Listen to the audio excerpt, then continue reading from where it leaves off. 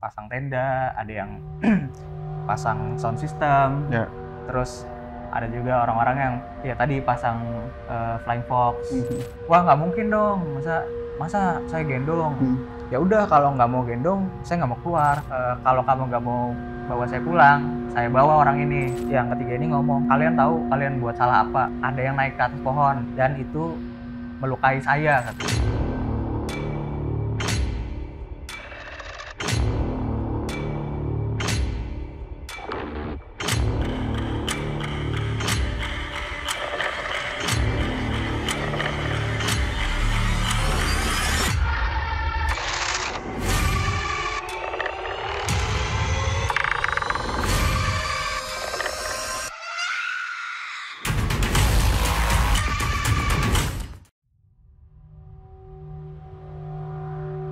Selamat datang kembali di program Misteri As bersama saya Faizal Firdaus.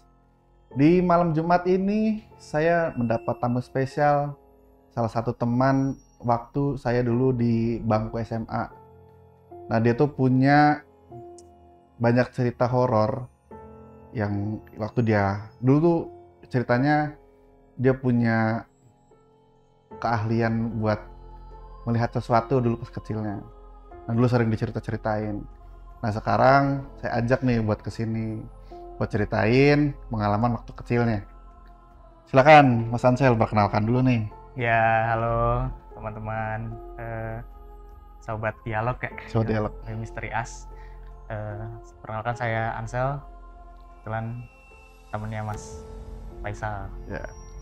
Gimana ceritanya, Sel? Katanya punya cerita mistis horor. Iya. Kejadian waktu TK aja ya. TK. Jadi ini kejadian sekitar tahun 2002 berarti. Berarti waktu umur 5 tahun. Iya, sekitar 5 tahun lah. Sekitar 5 tahun. Jadi, gimana tuh ceritanya? Jadi waktu itu ikut ke acara kantornya Papa. Jadi kebetulan Papa punya perusahaan dan ada kayak gathering gitu. Gathering satu kantor. Nah, karena kantornya di Cirebon, jadi acaranya itu kayak camping. Camping gitu di suatu bumi perkemahan di daerah Kabupaten Kuningan. Oke. Nggak jauh lah dari Cirebon. Itu jadi kita hari itu pokoknya ya hari Sabtu lah ya. Hari Sabtu cuma 1 malam sampai Minggu doang. Nah, acaranya itu kita nginep di sana. Pertamanya datang dulu, biasalah ya, acara dari sore. Kebetulan waktu itu. Jadi kita begitu nyampe sana itu prepare. Nah, kebetulan kantornya ini pengen ada bikin flying fox. Gitu. Kayak buat outbound gitu ya? Buat outbound. Waktu tahun segitu kan belum populer ya, kayak flying fox gitu masih jarang. Jadi Papa tuh pengennya acara ini nih kita bisa outbound juga, seenggaknya cuma flying fox doang lah. Ya buat gitu. ngehibur juga ya? Iya, buat ngehibur. Oke, jadi singkat cerita, kita datang ke sana sore, sekitar jam 3 sore. Terus abis itu mulailah pasang-pasang tenda. Karena emang sebelumnya datang sana belum disiapin. Jadi tendanya itu kurang lebih satu tenda isinya bisa 3-4 orang. Ya, kalau suasana di wilayah tendanya gitu tuh, suasananya gimana sih? Jadi ini tuh bumi perkemahan di suatu kawasan wisata, tapi di belakangnya gitu. Jadi kita ketika masuk kawasan ini tuh tempat wisata dulu, baru jalan lagi ke dalam, ada satu gerbang, terus masuk lagi. Nah itu ada lapangan kayak gitu. Oh, langsung lapangan terbuka? Ya, lapangan terbuka dikelilingi pohon-pohon besar. Kayak gitulah, ada aliran sungai, ada panggungnya barangkali mau ada pertunjukan gitu kan. Pokoknya emang peruntukannya untuk bumi perkemahan di sini tuh. Kayak gitu. Terus ya udah deh, akhirnya ketika jam 3 sore nyampe sana, mulailah ada yang pasang tenda, ada yang pasang sound system. Terus ada juga orang-orang yang ya tadi pasang flying fox. Dalam pasang flying fox, manjat-manjat pohon, kayak gitu kan, harus dipasak apa segala macam, selingnya harus dipasang. Nah oke lah, awalnya acaranya berjalan lancar. Jadi dari pembukaan, terus games, terus segala macam acara lah, ada hiburan. Nah, jadi kejadian ini waktu malam sekitar jam 12 atau jam 11, sorry. Malam? Jam 11 malam. Ketika rangkaian acara udah selesai semua, nah akhirnya jam 11 malam ini kita tutup nih acara hari itu dengan doa bersama. Jadi kan ada api unggun ya, jadi sebelumnya itu api unggun, lalu selesai. Nah kita orang-orang ini kira-kira pesertanya itu sekitar ada kurang lebih 50 orang. Banyak banget berarti ya? Iya, lumayan banyak. Itu makanya api unggunnya itu besar dan melingkarnya tuh besar nih, orang-orangnya kan melingkar kan. Kita doa bersama, itu posisinya berdiri dan kayak saling berpegangan tangan atau berangkulan lah gitu. Ya kayak suasananya api unggun tengah, ngelingkarin api unggun gitu ya? Iya, betul. Ngelingkarin api unggun gitu. Pokoknya suasananya ini hikmat. Sambil berdoa, sambil kita ngasih harapan-harapan buat pekerjaan kita, buat itulah pokoknya acara hikmat. Nah, di tengah-tengah acara ini api unggun dan lagi berdoa. Ini bener-bener lagi berdoa nih. Tiba-tiba ada satu orang itu jatuh. Cewek? Ibu-ibu. Ibu-ibu jatuh, tapi jatuhnya itu aneh nih, nggak kayak jatuh orang biasa. Kan biasanya jatuh tuh si lututnya nekuk dulu ya. Nah kalau ini nggak, jadi misalnya dia jatuhnya nih langsung sebadan dan kaku kayak gini jatuhnya. Gini? Iya, jatuhnya kayak gitu. Itu gara-gara apa tuh? Nah itu awalnya kan dikira ini kecapean nih, atau mungkin apalah, pokoknya nggak mikir aneh-aneh tadinya. Ini letih dari sore atau apa. Terus akhirnya ditolongin si ibu-ibu ini, dibawa ke tendanya dia. Akhirnya diobatin lah seala kadarnya gitu kan, kayak pakai minyak kayu putih atau pakai apa. Pokoknya soalnya dia kondisi jatuh ini langsung pingsan. Jadi pingsan. Emang nggak sadar, langsung nggak sadar aja? Iya, jatuh langsung nggak sadar. Akhirnya dibawa ke tenda. Nah, setelah mungkin kurang lebih 15 menit lah, 15 menitan, akhirnya sadar nih dia.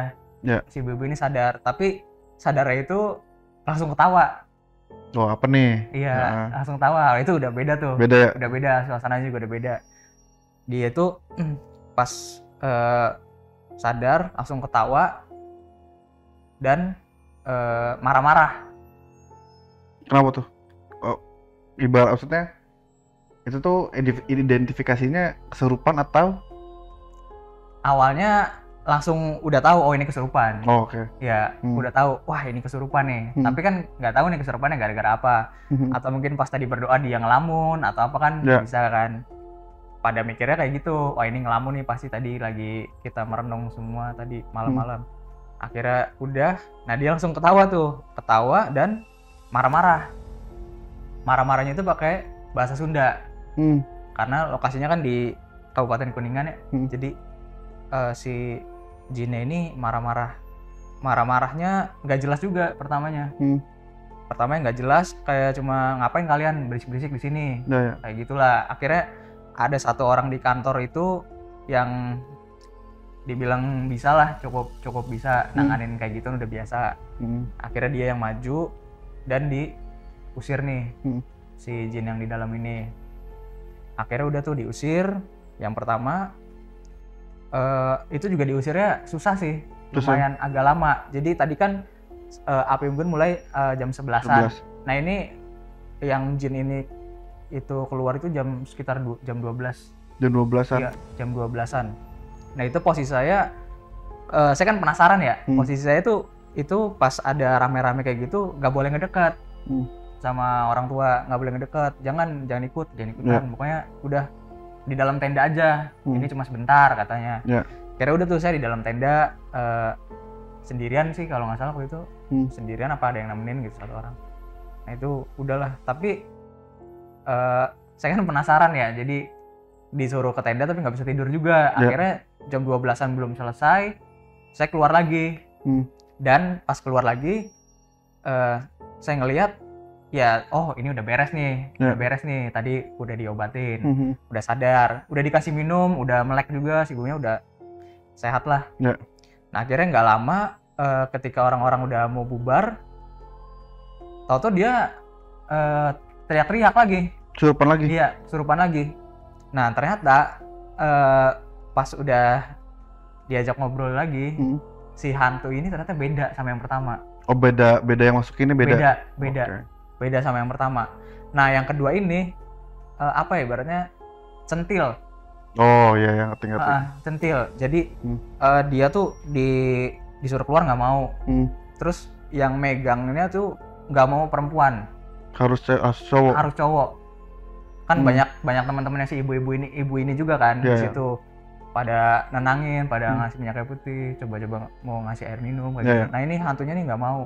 Kalau yang nyentuh perempuan marah dia. Tapi kalau yang nyentuh laki-laki yang apa? Yang nyentuhnya laki-laki? Yang rayu laki-laki dia seneng, malah cenderung godain. Oke. Jadi si hantunya ini pertama bilang gini, misalnya dia ketawa dulu, terus ngomong ke bapak-bapaknya. Saya mau keluar, tapi asal kamu gendong saya. Minta gitu? Ya rumah saya di situ tuh. Nunjukin ke pohon. Ke pohon. Wah nggak mungkin dong, masa saya gendong. Ya udah kalau nggak mau gendong, saya nggak mau keluar. Ambil ketawa-ketawa centil gitulah, godain. Pokoknya yang kedua ini agak cukup susah nih. Repot ya? Iya repot. Akhirnya udah kewalahan lah kita di situ. Nah terus ada yang turun ke depan objek wisata itu nyari orang yang bisa lah, atau mungkin yang biasa apa ya penjaga di tempat itulah. Kita nyari orang, akhirnya dapat nih. Kayak bawa bapak udah tua, malam-malam itu sekitar jam 1-an nih. Ini udah jam 1 kondisinya. Udah jam 1, akhirnya dijemput, datang dan disuruh ngeluarin jin yang satu lagi ini. Nah terus ternyata sama kasusnya, apa? Minta digendong. Iya minta digendong juga. Gak mau, pokoknya saya mau pulang kalau saya digendong. Ayo gendong saya. Terus diomongin kan sama si yang penjaganya nih. Ulah gitu atuh. Ayo iya kasihan ini ibu-ibu ini capek, dia dari siang udah berkegiatan kayak gitu. Apa si setan ini ngeledek malah, nggak peduli. Apa kalau kamu nggak mau bawa saya pulang, saya bawa orang ini pulang. Ya, dia malah ngancem kayak gitu. Akhirnya karena kita juga kan, wah ini kayaknya kacau nih kalau dibiarin. Soalnya makin nggak jelas gitu tuh. Akhirnya oke deh kita gendong nih.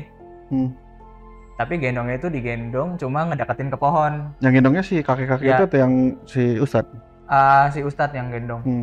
Ada ustadznya gendong. Akhirnya digendong ngedeketin pohon. Pas udah digendong, dibawa ke pohon yang dia tunjuk, disuruh sok pulang nih, saya udah gendong pulang. Terus malah dianya si hantunya ini malah godain lagi, ketipu kayak gitu. Mau digendong sampai atas juga saya nggak mau keluar. Pokoknya saya bakal bawa orang ini hidup sama saya. Ngeri juga ya? Iya, lumayan. Pokoknya kayak gitulah. Nah itu berlangsung sampai kurang lebih jam 2 sampai setengah 3-an. Pokoknya lama deh. Akhirnya ada satu permintaan dari si hantunya ini. Hantunya minta kayak apa ya? Mintanya sebenarnya pertama tuh mulai aneh-aneh nih. Ayam hidup. Mintanya telur. Minta sesajen lah intinya, minta sesajen kembang. Ya jam 2 pagi mau nyari di mana kan ya? Gitu ya? Mau nyari di mana. Akhirnya tapi dari orang-orang kitanya tetap berusaha nyari. Karena buat nolongin si ibu ini kan.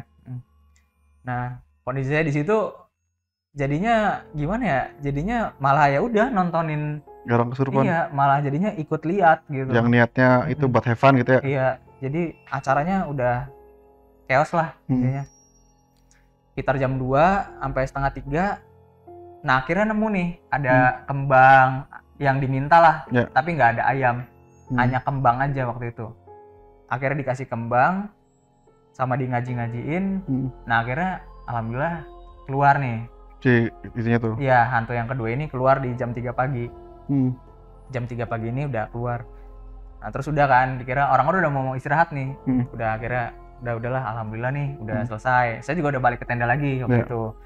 Udah masuk tenda lagi, udah bubar sih sebenarnya, orang udah bubar kan, udah sembuh kan ya. Nah, sekitar jam 3 paling selang 15 menit atau 10 menit tiba-tiba dari dalam tendanya teriak lagi. Wah. Iya. Beda lagi. Teriak lagi, akhirnya kita keluar semua kan. Keluar semua, pas didatengin ternyata ini beda lagi yang masuknya. Yang masuknya beda lagi. Jadi si ibu ini tuh dirasukin sama 3 hantu. Wih, capek pasti tuh. Iya, dirasukin sama tiga hantu ini. Dalam kurun waktu mungkin 4 jam lah. Kita 4 jam nih ada 3 yang keluar masuk. Nah, yang ketiga ini hantunya lebih tenang. Lebih tenang. Jadi dia itu kayak ngerasukin, teriak, habis itu didatengin orang-orang kan. Kita pada datang, wih ada apa nih, ada apa? Kerasukan lagi. Akhirnya yang tadinya mau tidur nggak jadi. Padahal udah jam 3 pagi nih. Keluar lagi kan. Saya juga kan takut ya, masih kecil, umur 5 tahun, ditinggal di tenda sendirian. Ya, akhirnya saya juga ikut keluar kan, mau nggak mau. Terus habis itu ditanya lagi nih hantu yang ketiga. Pakai bahasa Sunda sih waktu itu ya. Kenapa nih kira-kiranya tolong jangan ganggu lah, kita ini lagi acara gathering kantor, lagi mau cuma bikin acara 1 hari, tolong jangan ganggu. Nah, dijawab lagi sama si hantunya. Pokoknya si hantunya ini dari ketiganya ini komunikasinya lancar. Jadi bukan yang hanya ngegerem atau gimana, itu nggak ada, bener-bener semuanya ngomong. Hantunya ini ngomong, terus yang ketiga ini ngomong, kalian tahu kalian buat salah apa, kayak gitu. Tadi sore ada yang naik ke atas pohon, dan itu melukai saya, katanya, kata si hantunya. Melukai? Iya, ini konteksnya nggak jelas sih sebenarnya. Bilangnya melukai lah. Intinya ada salah satu dari kita yang naik ke atas pohon dan melukai. Nah, di situ kan akhirnya kita bertanya-tanya kan, perasaan kita nggak ngapa-ngapain nih, nggak ada omong-omong yang aneh, nggak ada yang ngomong sompral dan nggak gimana-gimana nih. Akhirnya aneh, terus si penjaganya majulah, ditanya lebih jelas, ngomong aja, katanya apa nih yang kita bikin, kesalahan apa yang kita bikin kayak gitu, sampai kalian marah. Jadi kondisinya tuh di situ jin-jin di situ tuh udah pada marah nih kondisinya. Karena ya kita berbuat salah ternyata, nggak sadar. Nah, akhirnya si hantu ini ngomong, saya kena paku, katanya. Kena paku di pohon itu. Flying Fox ya? Bener. Ternyata tadi kan saya cerita di awal masang Flying Fox kan, dari satu pohon ke pohon lainnya di seberangnya. Nah, ternyata si pasaknya si Flying Fox ini di paku di pohon itu dan katanya melukai penunggunya. Jadi intinya pohon ini ada penunggunya lah. Jadi nggak bisa sembarang kita selalu aku gitu ya, masang-masang yang benda-benda tajam kayak gitu, apalagi sampai nempelin Flying Fox kayak gitu. Ya ternyata baru ketahuan kesalahan kita itu karena diceritain, dikasih tahu sama si hantunya, dan terakhirnya dia ngomong, kalau nggak mau orang ini saya bawa, kalian bongkar sekarang juga. Si Flying Fox itu ya? Malam-malam? Iya. Jadi akhirnya itu udah jam 3:30 pagi lah. 3:30 pagi akhirnya langsung kita bongkar Flying Fox-nya. Dan itu juga saya ada di situ kebetulan. Akhirnya dibongkar jam 3:30 pagi tuh, naik ke atas pohon, dibuka semuanya. Padahal Flying Fox ini rencananya mau dipakai buat besok. Ya, jadi belum dipakai hari itu, belum dipakai. Rencananya buat besok, buat minggunya. Akhirnya dibongkar lah. Nah, setelah dibongkar, terus tapi si hantu ini emang nggak keluar gitu. Belum keluar. Ketika udah dibongkar si Flying Fox-nya, baru diajak ngobrol lagi sama penjaganya, nih udah nih permintaannya udah kita turutin, kita udah bongkar, ya mohon maaf lah intinya, kita mohon maaf kalau emang menyakiti dari apa makhluk-makhluk di sini lah gitu kan. Kita nggak ada yang sadar sebenarnya di situ. Ternyata dikira boleh kan, karena emang kalau dari pengelolanya boleh, tapi ternyata ada makhluk lain yang terganggu di situ. Akhirnya kita bongkar, ya selesai kira-kira jam 4 pagi lah. Jam 4 pagi itu. Nah, itu di yang terakhir ini, karena kita yang terakhir kan kondisinya masih ngumpul kan, masih ngumpul di tenda satu orang ini nih. Nah, masih ngumpul, begitu udah dikabulin, terus akhirnya keluar nih. Akhirnya keluar kan, si hantunya ini keluar. Nah, itu terakhirnya tiba-tiba ada yang terbang di atas pohon. Di atas pohon. Itu semuanya tahu, semua yang lihat. Kelihatan kelebas gitu ya? Iya, terbang. Kan abis keluar nih, tadi udah keluar, udah keluar, terus ada yang terbang di atas, kayak gitu. Cepet. Kalau yang dilihat Mas Ansel, itu bentuk apa si setannya? Bentuknya putih aja sih. Putih. Tapi emang kalau dari apa ya, kayak misalnya ciri-cirinya atau kata ustadznya, ya ini emang kuntilanak semua tiga-tiganya. Ya kalau yang dua udah pasti sih. Kalau yang dua kan centil ya. Iya. Terus ada kejadian apa lagi, Mas? Nah, ini kebetulan waktu lagi kejadian itu, tadi kan saya sempat cerita, saya ada di tenda kan. Dan beberapa kali tuh saya mau keluar tapi nggak boleh. Nah, jadi kalau misalnya digambarin, tenda saya tuh seberang-seberangan sama panggung. Pas banget. Jadi panggungnya di seberang yang sisi ini, dan ini bener-bener seberang-seberangan sama tenda saya. Jadi begitu saya buka tenda tuh langsung panggung. Nah, di belakang panggung ini ada sungai kecil. Ada sungai kecil. Dan itu airnya ngalir, dan gembrecik airnya tuh kedengeran. Dari tenda tuh? Iya, dari tenda itu kedengeran. Pokoknya kan malam-malam itu suasananya enak sebenarnya. Nah, ini yang kejadian ini baru saya ceritain waktu udah di rumah. Oh, sebelumnya pas lagi sana mah nggak ceritain? Saya nggak berani. Tapi saya di situ ngelihat, kebetulan waktu itu di tenda saya ada yang nemenin. Namanya AA saya lah, gitulah, AA saya. Terus ditemenin, saya ngelihat nih ke seberang.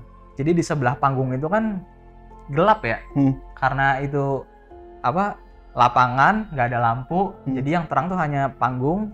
Di sebelah-sebelahnya tuh udah gelap. Nah, tapi di sebelah kanan panggung ini saya lihat kok ada merah-merah ya. Kirain saya ada merah-merah tuh apa? Kayak titik merah, tapi ngelihat ke arah saya gitu. Dua? Iya. Dikira saya kan masih nggak ngerti ya. Dikira saya, oh ini orang ada yang ngerokok nih di situ. Kan biasa kalau orang ngerokok kan biasa baraknya merah ya. Tapi cuma satu kalau ngerokok mah. Iya. Dan biasanya pindah-pindah gitu. Nah, terus saya masih nggak tahu nih, lumayan sekitar apa ya, sekitar berapa menit lah, itu lumayan sekitar 10 menitan. Liatin titik dua itu? Iya. Dan dia pun kayak ngelihat ke arah kita-kita yang lagi rame ini. Tapi di situ kondisinya kayaknya cuma saya aja ngelihat. Nah, akhirnya dilihat kan, ih apa tuh, kirain orang ngerokok. Nah, ternyata tadi di kejadian lagi ada kesurupan ini, dia tuh ada di situ, si sosok ini. Ternyata ini sosok. Nah, dikonfirmasinya waktu pagi. Waktu udah di rumah atau di pas lagi sana? Masih di sana. Ternyata saya kan cerita di rumah nih. Tapi begitu saya cerita di rumah, saya cerita ke papa waktu itu. Papa saya konfirmasi lagi ke orang-orang kantor, ada yang lihat juga nggak? Ternyata ada. Dan nggak berani bilang juga. Jadi sosoknya itu tinggi, besar, hitam katanya. Dan bener matanya merah. Tinggi? Iya. Kalau tingginya sebesar panggung nggak? Tingginya hampir setinggi panggung.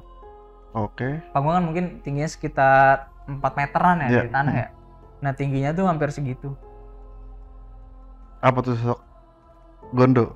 Ya, kalau ada yang konfirmasi, salah satu orang kantor juga ada yang bisa ngelihat kan katanya.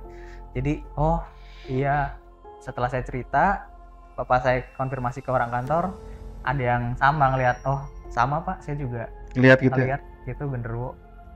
Jadi ternyata pas kita lagi acara itu banyak yang nonton. Jadi yang maksudnya kalau contohnya kita mah yang lain mah pada panik gitu ya. Tapi yang makhluk lainnya tuh emang pada nonton gitu ya. Iya, ternyata emang kita tuh di situ jadi tontonan makhluk-makhluk halus.